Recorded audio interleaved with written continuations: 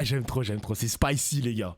29 interpellations à Paris, let's go. Revendicatif, festif, joyeux. Il y avait de la détermination parce que je comprends que vous vouliez parler des 29 interpellations, mais il y avait d'abord des dizaines de milliers de personnes qui étaient dans les rues et qui étaient dans les rues contre la casse sociale qui est imposée par ce gouvernement avec des coupes budgétaires qui n'en finissent plus et notamment les 40 milliards d'euros qui viennent d'être annoncés. Il y avait une immense mobilisation aussi d'abord avant tout pour défendre l'emploi dans notre pays. 15 000 emplois supprimés par Macron dans l'industrie depuis qu'il est au pouvoir, c'est ça son bilan et on le voit tous les jours. C'est ArcelorMittal, c'est des entreprises comme Sanofi, ce sont des entreprises comme Auchan. Bref, tout. Putain, les médias, les mecs, vous savez ce qu'ils ont fait ce matin? C'est vraiment des grosses merdes, les médias. Ils ont accusé LFI de ne pas être présent aux côtés des salariés d'ArcelorMittal. Mittal, ouais, j'ai pas prononcé. Mittal ou Mittal? Mittal. Mais c'était faux. C'était faux parce que Aurélie Trouvé, elle était aux côtés des salariés. Donc, au lieu d'aller attraper la veste Marine Le Pen, parce que Marine Le Pen, elle est bien mignonne à faire ses meetings, etc. Mais pourquoi les médias, ils n'attrapent pas la veste de Marine Le Pen? Attraper sa veste, pourquoi elle est pas ArcelorMittal? Pourquoi Bardella n'y est pas? Pourquoi tous les autres députés RN ne sont pas là-bas? Pourquoi on n'attrape pas la veste de LR? Pourquoi c'est uniquement la France Insoumise? Toujours elle, genre. Toujours la France Insoumise. Vas-y, c'est grave les médias, comment c'est redevenu des fils de pute, les mecs. C'est redevenu des grosses merdes. Moi, ça me rend fou, moi. Tous les jours, les plans sociaux se multiplient. Ce sont près de 300 000 emplois qui sont menacés et on le voit singulièrement avec ArcelorMittal. 600 familles sur la paille, alors que cette entreprise fait des bénéfices extraordinaires, alors que cette entreprise verse plus de 300 millions d'euros de dividendes à ses actionnaires, qu'elle reçoit de l'argent public et on abandonne une filière industrielle, un savoir-faire. Voilà la saignée sociale qu'on est en train de vivre. Et moi, ce que je retiens de ce 1er mai qui a été assez chaud à tout point de vue parce qu'il faisait très chaud dans les rues de Paris et dans beaucoup de villes de France, c'est que je pense que beaucoup de Françaises et de Français ont envie d'en finir avec cette politique de malheur social. Vous le disiez un peu plus tôt à votre antenne, ce gouvernement n'a jamais été aussi impopulaire que depuis les années 80. Eh bien, finalement, la riposte s'est déjà organisée dans la rue et elle était massive. Et Guillaume Tabar, alors 300 000 manifestants selon la CGT, on attend les chiffres effectivement de la préfecture de police et du ministère de l'Intérieur. Manon Aubry dit qu'il y a eu une très forte mobilisation, on n'a pas vu non plus... Attends, on va écouter Emma. Parce que là, c'est bon, les éditorialistes, on s'en fiche un petit peu. Allez, elle est là. Mais elle ressemble tellement au porte-parole de l'armée israélienne. C'est dinguerie quand je vois son visage, ça me fume. D'elle, qui est l'une de vos amies socialistes aussi, évoque, je cite, des personnes qui ont été lynchées. Dites-nous, vous, qu'est-ce que vous avez vécu? Qu'est-ce qu'il s'est passé? Écoutez, moi, comme tous les 1er mai, parce que finalement c'est ce que font les socialistes, eh bien je suis allée manifester. Je suis allée manifester et nous avons décidé, avec les socialistes parisiens, puisque j'en fais partie, de me retrouver boulevard de l'Hôpital avec mes camarades parisiens. Et oui, d'abord vous dire que cette manifestation a bien commencé, puisque finalement nous étions avec nos camarades écologistes, communistes, de génération, d'autres partis de gauche, et avec évidemment les syndicalistes dont nous partageons les luttes.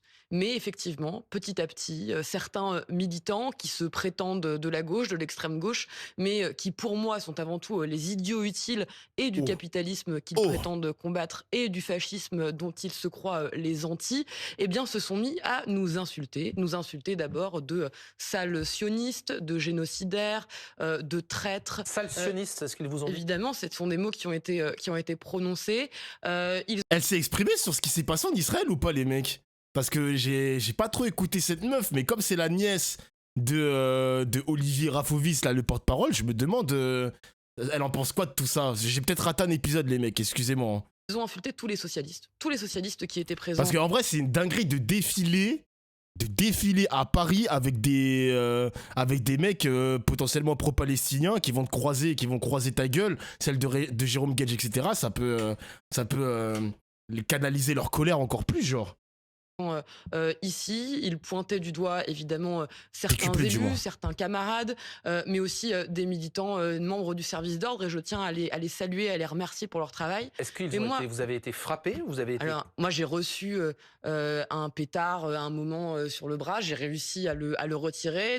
Moi ce que je dis surtout, c'est qu'aujourd'hui il y a plusieurs en effet blessés. Il y a plusieurs blessés. Moi je pense à Noah, à Oriane, à des camarades dont j'ai vu les plaies, le sang couler cet après-midi. Vous avez un camarade qui a été lynché, comme dit Claude-Ridel ? Il y a en effet, on a vu derrière nous... Ils ont été frappés jusqu'au sang. Enfin frappés, je sais pas comment... militant qui a été battu derrière nous au moment où effectivement les foules on va dire, s'agitaient. Je pense qu'il faut le dire avec beaucoup de clarté, c'est un moment de violence et un moment aussi de terreur pour beaucoup de militantes et de militants qui étaient présents. Moi, je suis présidente des jeunes socialistes. Chloé Ridel, tâche de la recevoir en stream les mecs, peut-être un jour.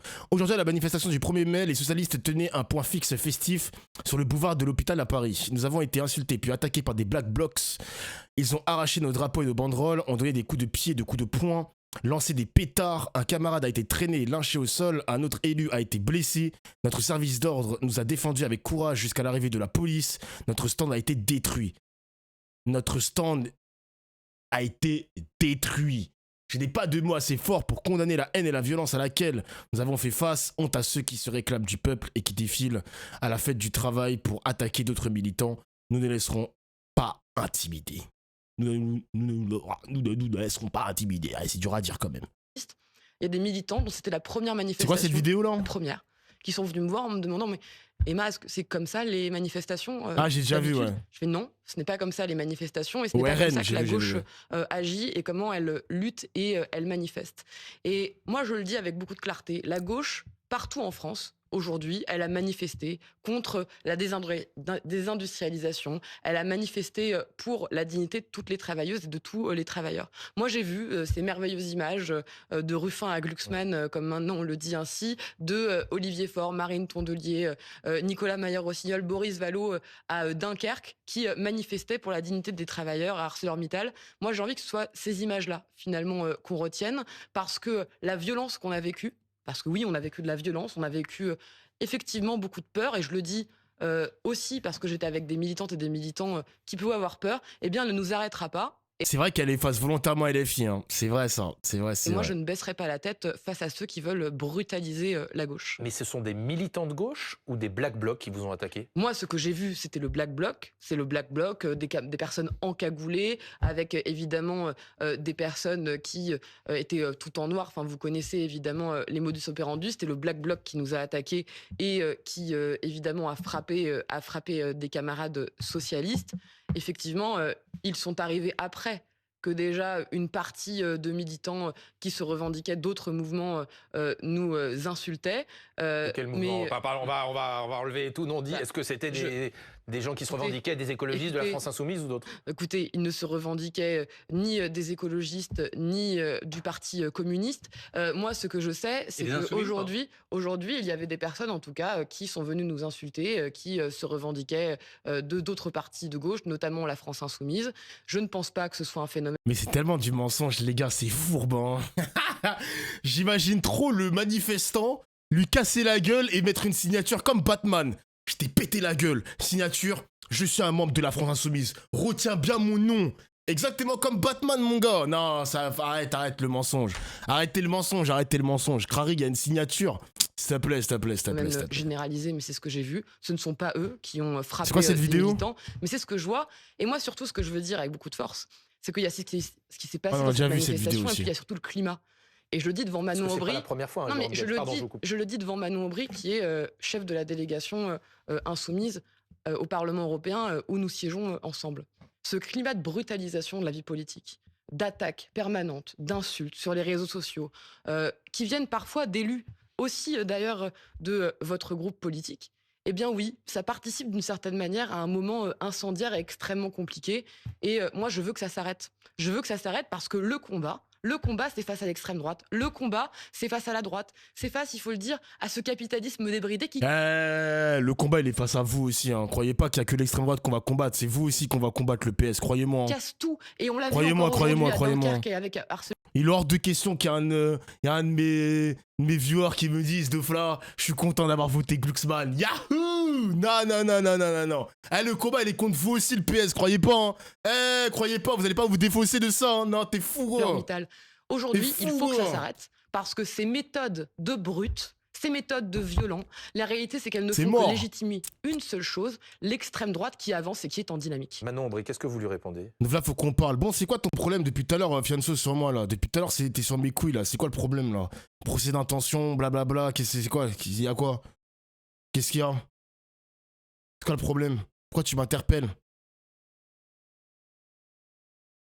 Place publique contre le capitalisme débridé, pas besoin. Pas besoin d'aller plus loin, je pense. Pas besoin.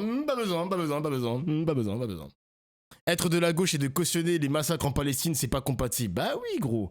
Mais le PS... Ah, y'a rien, vas-y, tu m'interpelles pour rien, prends ton bon, toi, ça y est, c'est bon. Le PS a tout raté, les mecs. Ils ont tout raté. Ils essaient de je sais pas, de se faire passer pour des victimes à la télé pour peut-être essayer de gratter des voix. J'en sais rien, les gars, c'est quoi leur stratégie? Il y a plus de visibilité. Il y a plus de visibilité au PS, les gars. Il y a plus rien, genre, je comprends pas. Je comprends, c'est quoi leur ligne? Quelle est votre ligne maintenant? Je comprends pas. Écoutez, ces pratiques, elles sont inadmissibles. Je ne comprends pas. Bien sûr qu'on peut avoir des désaccords avec le Parti socialiste, notamment sur le fait qu'ils ne veulent pas voter la censure et donc sanctionner ce gouvernement qui est responsable notamment de la désindustrialisation. Mais jamais, vous ne trouverez du côté des violents.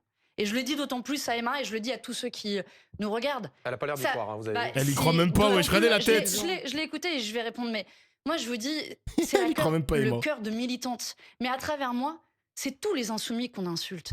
Et je vais même vous dire, quand bien même vous penserez qu'on serait des violents, elle vous on insulte, aurait elle insulte absolument... la France insoumise quand elle dit ça? Oui, parce que la violence n'a jamais été notre méthode. Jamais. Et les sous-entendus plus ou moins voilés, et Emma va jusqu'à les dévoiler complètement. Vous avez des preuves? À quel moment la France insoumise a appelé à la moindre violence? À quel moment la France insoumise cautionne? À quel moment la France insoumise, et je termine, je t'ai laissé parler Emma, à quel moment la France insoumise a cautionné la moindre forme de violence? Moi je vais vous dire, ça me répugne la violence. Pourquoi ça me répugne? Parce qu'aujourd'hui, on est le 1er mai. Parce qu'aujourd'hui, il y a eu des dizaines de milliers de personnes qui se sont mobilisées. Et moi, je viens sur votre plateau ce soir pour parler des conditions de travail, pour parler de l'histoire du 1er mai, pour parler de l'histoire de ces salariés aujourd'hui à ArcelorMittal qui sont menacés. Et nous, on y était présents aussi à ArcelorMittal ce matin. Moi, ce que je vois partout... Moi, je ne supporte pas qu'on assimile mon mouvement politique à cela. Non, mais et à aucun moment, on ne l'assimile pas, nous. Ce n'est pas possible. C'est ce que vient de faire Emma, en tout cas, et c'est ce qui est sous-entendu dans les débats sur BFM. Il y a un climat, et moi, j'aimerais, en fait, je vais vous le dire très clairement, parce que effectivement, nous avons vécu une après-midi éprouvante.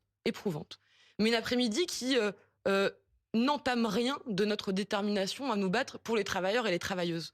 Moi, ce que je dis aujourd'hui, c'est qu'effectivement, ce n'est plus crédible, vos discours la main sur le cœur pour dire que finalement, d'abord, vous nous insultez, puis ensuite, vous condamnez quand d'autres nous violentent. Je pense qu'il faut le dire avec beaucoup de force. Mais tu nous rends responsable des violences? Laisse-moi finir, s'il te plaît. À quel moment? Laisse-moi finir, ce n'est pas ce que j'ai dit. Ce n'est pas ce que j'ai dit. Ce que j'ai dit, c'est que je pense que oui, il y a un climat qu'il faut aussi arrêter. Que quand j'ai vu cet après-midi, ce matin surtout, les images de la gauche rassemblée, de Ruffin, en passant par les socialistes, avec les écologistes, les communistes, Aurélie Trouvé, ma collègue Aurélien Lecoq. Ce que je vois aujourd'hui, c'est que la gauche unie, elle doit avancer, elle doit travailler, mais une gauche exemplaire, une gauche qui travaille et qui avance. Moi, je le dis aujourd'hui. Non, laisse-moi terminer. Laisse-moi terminer. Aujourd'hui, je pense. Laissez-moi juste dire un dernier mot. Aujourd'hui, nous allons devoir continuer les batailles pour la dignité de toutes les travailleuses et de tous les travailleurs. C'est pour ça qu'on a manifesté. Moi, j'aimerais que les images qu'on garde d'aujourd'hui soient celles de Dunkerque plus que celles du boulevard de l'Hôpital. Et j'aimerais que demain, la gauche soit enfin exemplaire parce que sinon, elle ne gagnera pas. Manon Aubry, réponse quoi? Justement, on avance après. Pour que la gauche soit exemplaire, il faut qu'elle soit fidèle à ses promesses. Et dans les promesses qu'on avait fait collectivement, quand on avait fait campagne ensemble, et moi j'ai fait des meetings avec Emma, pour défendre le nouveau Front Populaire et le programme du nouveau Front Populaire, dont l'objectif était la rupture avec Emmanuel Macron. Donc moi j'invite le Parti Socialiste à des actes, et notamment à des actes, le vote de la censure de ce gouvernement. Exactement, et merci Manon Aubry de recentrer le débat, parce que on prononce le mot d'exemplarité, mais pour l'instant le PS n'a jamais été exemplaire durant ce gouvernement. Merci de recentrer le débat. Pourtant, bon, vous le savez les amis, j'aime bien Manon Aubry, mais c'est vrai que dans ses prises de parole, on l'avait écouté durant les européennes, ça manque d'expérience, tu vois, ça manque de joute verbale. Tu vois ce que je veux dire? Mais là, ça va. Là, j'aime bien ce qu'elle propose. Qui est aujourd'hui en train de mépriser socialement les travailleurs de notre pays et en train de les précariser. Et j'espère qu'on pourra se retrouver parce que c'est la promesse. C'est pas la meilleure, mais elle se défend. Exactement. Et à laquelle moi, je suis absolument attachée. J'avais déjà fait campagne au moment des élections européennes pour avoir une liste commune tous ensemble de la gauche. J'y suis encore fidèle aujourd'hui à ce programme. Et je regrette que le Parti Socialiste ait pris ses distances face à cela. Mais je leur dis, revenez à la maison. C'est vous. On va avancer. Guillaume Tabar, quand vous voyez ces images tout à l'heure quand même avec Jérôme Guedj et ce débat qui se passe sous nos yeux, comment vous analysez cela et vous le décryptez?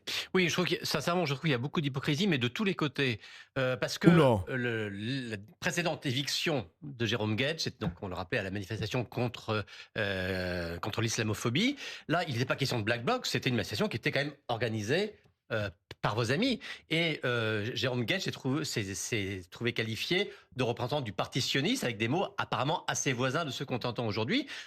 Je n'ai pas entendu beaucoup de condamnations de ce qui est arrivé à Jérôme Guedj lors de cette manifestation. Mais je pense qu'il y a de l'hypocrisie également de l'autre côté, parce que ça fait plusieurs semaines, plusieurs mois maintenant qu'on entend toute une grande partie de la gauche, à commencer par le PS lui-même, qui dit Jean-Luc Mélenchon était trop loin, ses réactions, que ce soit dans la foulée des attaques du 7 octobre et même plus récemment encore, il était trop loin. Maintenant, plus question de faire alliance avec lui. Maintenant, c'est fini, on ne fait plus d'alliance. Il n'empêche que toujours de dire, vous plaidez vous-même encore pour l'union de la gauche. Vous dites, retenons les images. Oui, pas avec Jean-Luc Mélenchon. Oui, mais je veux dire que on voit bien comment la gauche a gagné, mais qui s'est disqualifié par. On voit bien comment l'argument de dire, oh là là, il y a une menace de l'extrême droite en France, c'était déjà le cas, parce que faut pas oublier que le nouveau Front Populaire, c'est postérieur au 7 octobre, et face aux mêmes évolutions ou dérives ou discours, en tout cas, de la France insoumise, toute la gauche, y compris François Hollande. Vous parlez de dérive. Vous avez le droit d'être en désaccord. Je ne parle pas évidemment de dérive, parce que je pense que c'est un discours que vous venez d'employer. Je retire le mot dérive, parce que je pense que la France assume pleinement. T'as retiré le mot dérive. Mais si Manon Aubry n'était pas sur le plateau, t'aurais maintenu ce mot. Dérive de quoi? Vous voyez les journalistes? Vous voyez les gars, les mecs du Figaro? Imbécile, va. Je retire le mot. Je pense que la France insoumise assume pleinement le discours qui est le sien. Mais je constate juste qu'à l'époque, même François Hollande, même Carole Delga avaient accepté les investitures du nouveau Front Populaire. Et ceux qui aujourd'hui disent Jean-Luc Mélenchon plus jamais, on verra lorsqu'on sera dans un contexte présidentiel ou législatif, on verra effectivement si la menace du RN, si les actes sont les mêmes que les mots. Effectivement. Alors, Reda Bellal, on voit ces images, effectivement. On le rappelle, c'était des débordements qui ont eu lieu en marge de la manifestation parisienne. Ça s'est globalement passé dans le calme partout en France. Et ce cortège est en train, justement, de se disperser également dans le calme. Comment on travaille du côté de la police quand on sait qu'à l'intérieur d'un cortège, il peut y avoir des mouvements politiques, syndicaux, qui sont parfois en opposition avec des personnalités fortes. Comment vous travaillez? Écoutez, déjà, nous, on protège tous ceux qui manifestent, qui ont déclaré leur manifestation. Voilà, je le précise quand même, quel que soit le parti politique ou les pensées. Et on essaie de préserver justement les gens qui essaient de manifester. Et notre but à nous, c'est d'interpeller ou de prévenir ou réprimer ou dissuader les éléments perturbateurs qui veulent empêcher justement ces personnes de manifester. Maintenant, l'après-midi n'est pas fini, parce que là, on rentre dans le dur en fait. C'est le moment le plus difficile pour nous. Disperser les gens, c'est difficile. Malheureusement et heureusement pour certains, il fait beau. Donc, à partir du moment pour que les gens quittent la place de la Nation, ça va être un peu plus compliqué pour nous. On va attendre des instructions et des ordres pour demander une évacuation qui se passe dans le calme, parce que quand vous avez des milliers de personnes à disperser, c'est pas évident. Et puis, vous avez ces éléments Black Bloc ou ultra-gauche qui, eux, profitent de la situation pour utiliser les manifestants restés sur place comme bouclier humain et s'en prendre aux forces de l'ordre, s'en prendre au mobilier public et privé sur les lieux. Donc nous, notre but, ça va être d'interpeller ou d'éviter que ces individus puissent passer à l'acte. Et je veux préciser que si ça se passe bien aussi, c'est parce que les policiers, les gendarmes, les pompiers, le personnel de santé ont fait continuent de faire un énorme travail sur les lieux. Parce qu'on a vu des images sur tous les médias au cours de la journée où vous avez vu des gendarmes, des policiers courir un peu partout. Pourquoi ? Parce que justement, il y avait ces fameux groupes qui essayaient de se former pour justement rentrer dans les rues adjacentes. J'ai vu des policiers, ils ont tapé des journalistes, les gars. Ils lui ont mis des gorgettes, tac, comme ça là, des coups de pied, coups de poing, damn. Je vais avancer un peu parce que j'ai pas envie d'écouter ces mecs-là. Est-ce qu'on a encore les Manon Aubry ou pas ? Elle est encore là, parfait. Qui a appelé, je cite, à faire tomber le gouvernement. Vous y croyez sérieusement ? Je pense que si on nous avait dit que le précédent gouvernement tomberait et que, par ailleurs, le nouveau Front populaire gagnait les précédentes élections législatives, vous m'auriez probablement posé la même question, est-ce que c'est vraiment possible ? Et nous l'avons fait. Et aujourd'hui, nous restons fidèles à la raison pour laquelle nous avons fait tomber le gouvernement précédent. C'est notamment un budget encore plus austéritaire. Je rappelle que le précédent gouvernement est tombé parce qu'ils ont fait 50 milliards d'euros de coupes budgétaires. C'est très concret dans nos hôpitaux, l'enseignement supérieur, l'école de manière plus générale, notre protection sociale. Et ils veulent faire 40 milliards d'euros de coupes budgétaires supplémentaires. En tout, ça fera 90 milliards d'euros. C'est une saignée sociale, honnêtement, qui est sans précédent dans notre histoire. Et donc, face à cette saignée sociale, vous avez deux possibilités. Soit celle de croire que le gouvernement va revenir à la raison et se faire acheter par un conclave sur les retraites dont on voit très bien qu'il ne produit absolument nul effet, parce qu'à aucun moment François Bayrou n'a envisagé de revenir sur l'ignoble réforme des retraites qui a forcé les Françaises et les Français à travailler 2 ans de plus. Soit Jean-Luc Mélenchon redit qu'il voulait le retour à la retraite à 62 ans. Tout à fait, et c'était dans le programme d'ailleurs du nouveau Front populaire. Soit on reste fidèle à ce pourquoi on a été élu, ce qui est d'ailleurs dans la première ligne du programme du nouveau Front populaire, à savoir la rupture avec le macronisme, et alors on vote la motion de censure. Et voter une motion de censure, c'est dire à ce gouvernement, c'est dire à Emmanuel Macron, mais vous ne pouvez plus gouverner contre les Françaises et les Français en les brutalisant contre leurs intérêts. Salut Pied-Poite, salut De Flash, je reviens de manif à Paris, aucun problème, parfait mon gars. Vous ne pouvez plus gouverner contre la démocratie, la réforme des retraites, pour ne prendre qu'elle n'a jamais été votée, ni à l'Assemblée nationale, elle n'est pas soutenue par les syndicats, elle n'est pas soutenue par les Françaises et les Français. Finalement, le vote, il a eu lieu le 9 juin, en juillet dernier, au moment des élections législatives, et à ce moment-là, la réponse était très claire. On ne veut plus du macronisme. D'où la nécessité de faire tomber ce gouvernement le plus rapidement possible. Guillaume Tabar, Moi, je souhaite qu'une motion soit déposée dans les prochaines semaines. Qu'est-ce que vous avez retenu du discours de Jean-Luc Mélenchon ? Qu'est-ce qui vous a marqué ?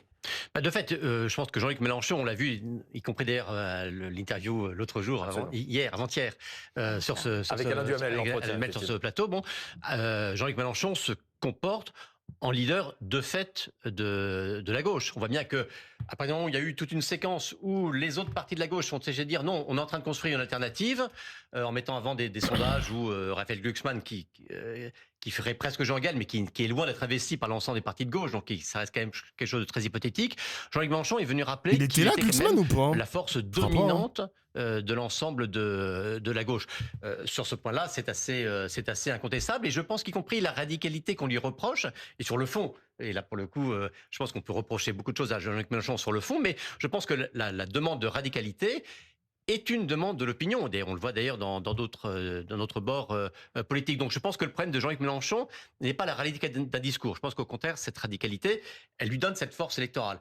Après, il y a toujours la question de la capacité à rassembler. On voit bien que la gauche qui, pardon de vous le rappeler, mais n'a pas gagné l'initiative, la gauche qui est le premier bloc politique. Voilà, c'est le premier bloc politique qui était la première alliance, qui était la première alliance, mais qui n'a pas été majoritaire à l'Assemblée. Il y a eu une alliance alternative qui a fait plus de sièges que la vôtre. Mais en tout cas, il n'y aura pas de victoire pour la gauche, quelle qu'elle soit, s'il n'y a pas d'unité. Et on voit bien que le chemin de l'unité, pour l'instant, il n'est pas vraiment pris. Alors Guillaume Tabar, on voit...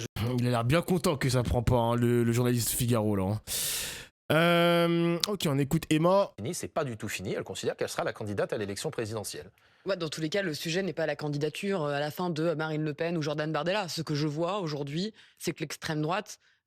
en effet, c'est notre adversaire principal, en France évidemment, mais aussi pas le PS, en Europe et plus largement dans le monde entier. On a aujourd'hui une internationale réactionnaire qui s'organise, qui est en dynamique et qu'il faut combattre. Marine Le Pen, Jordan Bardella n'en sont que des incarnations en France. Mais on a Viktor Orban en Hongrie, Giorgia Meloni en Italie, Donald Trump évidemment aux États-Unis. Mais pourquoi elle dit pas Netanyahou aussi? Parce que Netanyahou, c'est un mec d'extrême droite, hein. T'aurais pu citer son blaze, madame. Hein. Tout cela, il faut les combattre. Moi, je ne sais pas finalement à la fin qui sera candidat. Est-ce que ce sera Marine Le Pen en fonction des aléas finalement de sa procédure d'appel? Est-ce que ce sera Jordan Bardella? Et moi, je vais vous dire, d'une certaine manière, je m'en fiche. Quel qu'il soit, nous combattrons le candidat ou la candidate du Rassemblement national. Parce que l'extrême droite, c'est l'ennemi de la République. Ce sont l'ennemi des travailleurs. Ce sont l'ennemi de l'égalité et de la République française telle qu'elle s'est construite depuis la Révolution française.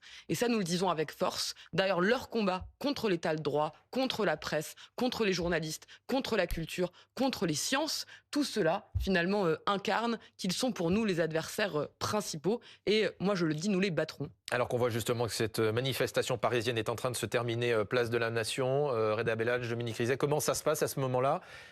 Quelles procédures sont en train d'entamer les forces de l'ordre? Un nouveau sub. Écoutez, on essaye d'évacuer les gens soit par les bouches de métro, soit par une rue qu'on peut contrôler. En fait, le but, c'est de contrôler la densité, le flux.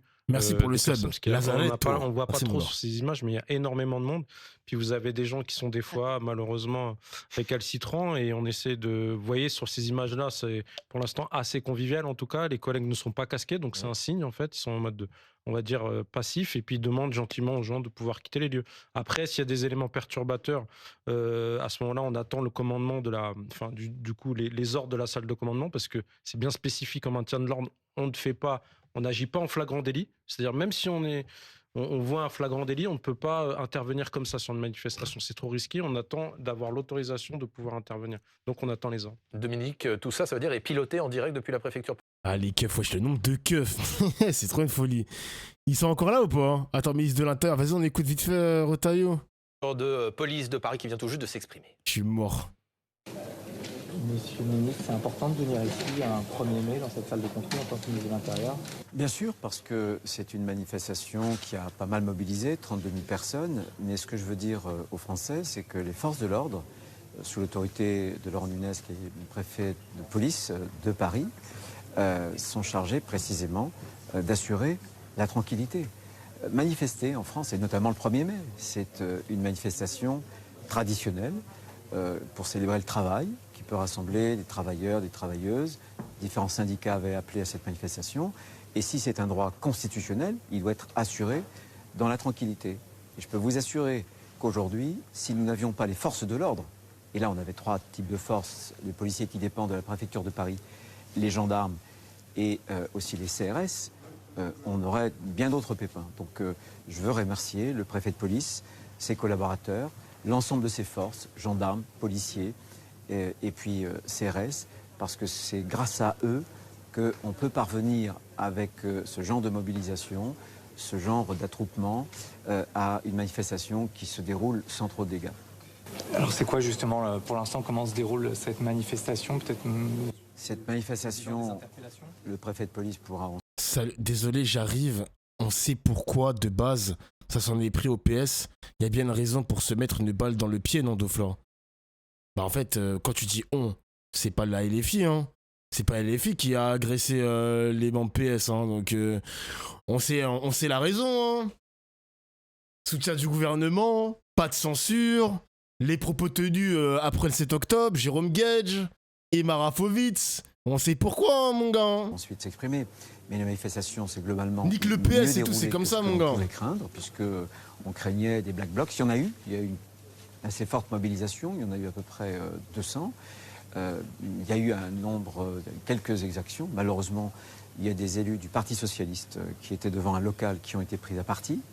4 sont blessés légèrement. C'est qui légèrement, alors? Bah dis-moi, c'est qui? Par acouphènes. Monsieur Monacri. Avec des brûlures, puisque des pétards ont été jetés sur eux. Il a fallu donc les exfiltrer. C'est absolument lamentable. C'est inacceptable. Je veux dénoncer celles et ceux... T'as une preuve que ce soit la France Insoumise? Ce genre de pratique. Ah, mais je viens de voir tes messages, mais il y a marqué... Ah, mais il a déjà été ban, lui. Oh, la gueule des messages. Je vais le surveiller, lui. Violente. Je vais le surveiller, ce mec. Des partis parfaitement démocratique. J'avais pas vu. Donc globalement, cette manifestation s'est donc bien déroulée compte tenu des appréhensions qu'on pouvait légitimement avoir. Au moment où je vous parle, il y a 6 blessés légers dans les forces de l'ordre, 4 gendarmes et puis 2 fiche D. Et on a eu plus d'une 50aine d'interpellations, et notamment sur des black blocs. Ça nous permet... Je t'aime Thébo, arrête de sucer mon gars. Arrête de sucer mec. Ils sont très mobiles, mais aussi nos forces de l'ordre aussi, ce qui nous permet de faire en sorte que la loi soit respectée et qu'on puisse interpeller pour ensuite les déférer à l'autorité judiciaire. Même ton deuxier dit que Gage, c'est un mytho. Attends, je vais regarder vite fait. À Paris, d'accord. Je vous parle de Paris. Il y a eu un autre incident important, M. Jérôme Gage, qui était sorti de la... Jérôme Gage. Quand je parle de l'incident qui visait précisément des élus du Parti Socialiste, je veux parler évidemment de ces élus, dont Jérôme Gage, qui a, je crois, été blessé légèrement à un pied. Mais c'est vraiment blessé au pied. C'est inadmissible. Blessé au pied, il ne pourra plus jouer au foot, Biskin. Et on le voit sur les images que je viens de revisionner, qu'ils étaient ciblés. Parce que certains élus, d'ailleurs, avaient l'écharpe tricolore. Donc c'est bien des élus de la République qui ont été ciblés. On connaît les profils peut-être divers des fauteurs de troubles de ces manifestations du 1er mai? Ah, écoutez, peut-être que le préfet de police pourra répondre à cette question. Il y a effectivement des profils qu'on m'a présentés tout à l'heure, et des choses qui sont très inattendues d'ailleurs. Chez les Black Blocs, qui se cachent, qui se dissimulent, qui se masquent, qui se cagoulent, mais derrière ces masques, derrière ces cagoules, on a des profils qui peuvent être différents et surprenants. C'est le préfet. Police. Surprenant. Non, des profils, comme le dit le ministre d'État, d'abord, ils ont été interpellés. On va maintenant travailler sur cette 50aine d'interpellations. Peut-être un peu plus, puisque... Oh, le saut The Bee, c'est quoi ça? C'est le saut, mec. Les chiffres remontent au fur et à mesure. On a essentiellement des Black Blocs qui appartiennent à la mouvance ultra-gauche. Et puis, ce qui est surprenant, et c'est ce qu'on dit souvent, c'est que s'agrègent à ces groupes d'individus qui appartiennent à la mouvance ultra-gauche, les anarcho-autonomes et surtout les antifascistes, s'agrègent à eux des jeunes gens qui peuvent être très jeunes et qui jouent, entre guillemets, un peu au Black Bloc, qui se déguisent comme des Black Blocs, mais qui commettent les mêmes exactions. Donc voilà, et donc ils sont interpellés. Voilà, on va décanter tout ça en judiciaire maintenant. Et il y a trois catégories d'infractions qui ont été retenues. C'est des archives Lina, là, je te jure. Sur les forces de l'ordre. Pour d'autres, c'est constitution de groupement en vue de commettre des violences. Et c'est bien sûr la dissimulation du visage dans l'espace public lors d'une manifestation où ont lieu des troubles à l'ordre public. Voilà. Et pour certains, c'est même les 3 qui ont été retenus. Là, ensemble, vous qui avez l'habitude des manifestations du 1er mai, on peut dire que c'est une manifestation qui s'est... Bon, allez, c'est bon, j'en ai assez entendu. Ils sont encore là ou pas, les filles, là, sur la table? Non, ils sont plus là. Ok, parfait.